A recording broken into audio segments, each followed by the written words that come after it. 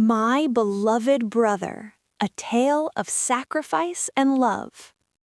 I was born in a secluded village on a mountain. Day after day, my parents plowed the yellow, dry soil with their backs towards the sky. One day, I wanted to buy a handkerchief, which all girls around me seemed to have. So one day, I stole 50 cents from my father's drawer. Father discovered about the stolen money right away. "Who stole the money?" he asked my brother and me. I was stunned, too afraid to talk.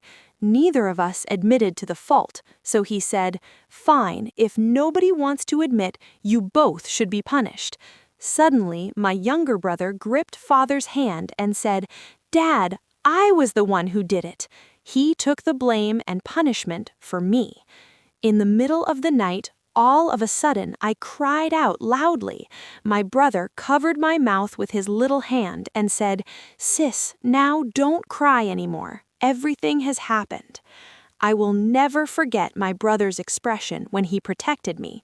That year, my brother was 8 years old and I was 11 years old. I still hate myself for not having enough courage to admit what I did. Years went by, but the incident still seemed like it just happened yesterday. When my brother was in his last year of secondary school, he was accepted in an upper secondary school in the central part of town. At the same time, I was accepted into a university in the province. That night, Father squatted in the yard, smoking packet by packet. I could hear him ask my mother, "Both of our children, they have good results, very good results?" Mother wiped off her tears and sighed. "What is the use? How can we possibly finance both of them?" At that time, my brother walked out. He stood in front of Father and said, "Dad, I don't want to continue my study anymore. I have read enough books." Father became angry. "Why do you have a spirit so weak? Even if it means I have to beg for money on the streets, I will send you two to school until you have both finished your studies." And then he started to knock on every house in the village to borrow money. I stuck out my hand as gently as I could to my brother's face and told him, "A boy has to continue his study. If not, he will not be able to overcome this poverty we are experiencing." I, on the other hand, had decided not to further my study at the university. Nobody knew that on the next day, before dawn, my brother left the house with a few pieces of worn-out clothes and a few dry beans. He sneaked to my side of the bed and left a note on my pillow. "Sis, getting into a university is not easy. I will go find a job and I will send money to you." I held the note while sitting on my bed and cried until I lost my voice. With the money Father borrowed from the whole village and the money my brother earned from carrying cement on his back at a construction site, finally I managed to get to the 3rd year of my study in the university. That year, my brother was 17 years old and I was 20. One day, while I was studying in my room, my roommate came in and told me, "There's a villager waiting for you outside." Why would there be a villager looking for me? I walked out and I saw my brother from afar. His whole body was covered with dirt, dust, cement, and sand.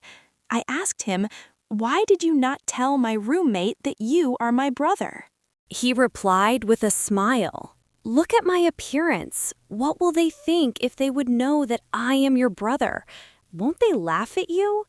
I felt so touched, and tears filled my eyes. I swept away dirt and dust from my brother's body and told him with a lump in my throat, "I don't care what people would say. You are my brother, no matter what your appearance." From his pocket, he took out a butterfly hair clip. He put it on my hair and said, "I saw all the girls in town are wearing it. I think you should also have one." I could not hold back myself anymore. I pulled my brother into my arms and cried. That year, my brother was 20 years old, and I was 23 years old. After I got married, I lived in the city.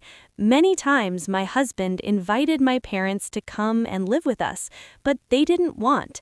They said once they left the village, they wouldn't know what to do. My brother agreed with them. He said, "Sis, you just take care of your parents-in-law. I will take care of Mom and Dad here." My husband became the directors of his factory.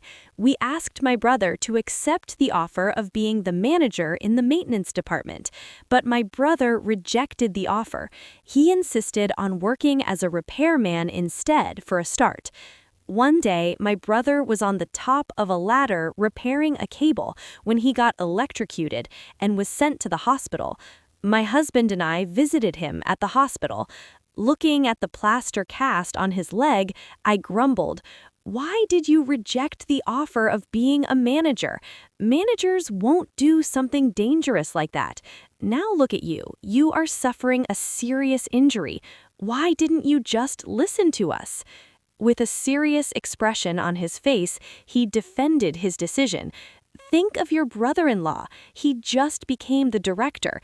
If I, being uneducated, would become a manager, what kind of rumors would fly around?" My husband's eyes filled up with tears, and then I said, "But you lack in education only because of me." "Why do you talk about the past?" he said, and then he held my hand. That year, he was 26 years old, and I was 29 years old. My brother was 30 years old when he married a farmer girl from the village. During the wedding reception, the master of ceremonies asked him, "Who is the one person you respect and love the most?" Without even taking a time to think, he answered, "My sister." He continued by telling a story I could not even remember. When I was in primary school, the school was in a different village. Every day, my sister and I would walk for 2 hours to school and back home. One day, I lost one of my gloves. My sister gave me one of hers. She wore only one glove, and she had to walk far. When we got home, her hands were trembling because of the cold weather. She could not even hold her chopsticks.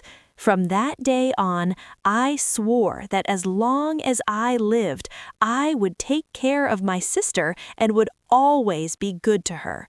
Applause filled up the room. All guests turned their attention to me.